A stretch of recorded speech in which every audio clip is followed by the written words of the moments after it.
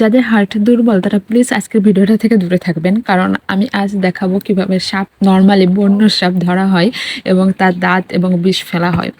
তো বেসিক্যালি আমি স্নেক ক্যানাস্টারদের দেখেছি হচ্ছে ইউটিউবে এবং ডিসকভারিতে। তো আমার খুব ইচ্ছা ছিল বাস্তবে এটা দেখার।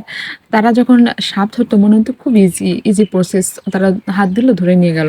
তো এটা আমার বাস্তবে দেখার ইচ্ছাটাও আজ পূরণ হয়ে গেল। পাশের বাড়িতে হচ্ছে এক মামু আসছে সাপ ধরতে। তো বেসিক্যালি হচ্ছে এটা মুরগির বাসার সাথে যে জাল দেওয়া থাকে, মুরগির ঘরে জালে হচ্ছে পেঁচাইছিল। তো মামা এসে প্রথমে হচ্ছে বিষ ফেলে দিলেন, বিষ ফেলে দিয়ে এই একটা দাঁত উঠাই ফেলতেছে।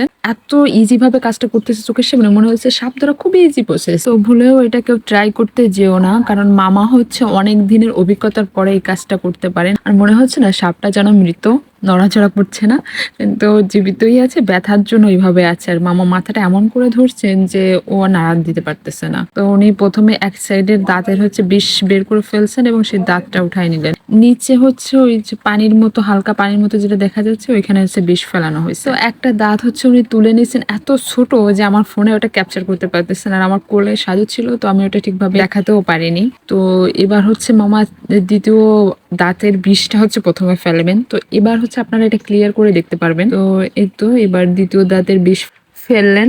তো আবার উনি আবার আগের প্রসেসের মতো করে প্রথমে ব্লেড দিয়ে দাঁত কেটে উনি ওইগুলো আবার ক্লিন করে নেবেন, যাতে বিষ এবং বিষ দাঁত কোনোটাই না থাকে সাপের।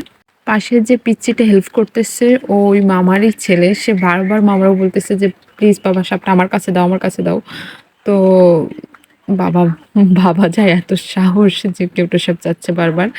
তো এখানে হচ্ছে সাপটাকে পুরো বিপদমুক্ত করে, প্লাস আমাদেরও বিপদমুক্ত করে হচ্ছে সাপটা মামা উঠানে ছেড়ে দিলেন।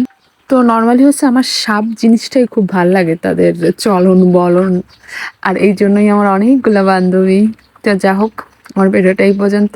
বাই বাই, কথা হবে নেক্সট ভিডিওতে। আর প্লিজ আমার পেজটা প্রত্যেকে ফলো দিয়ে দিবা, নাইলে কিন্তু সাপ ছেড়ে দেবো বাড়ি।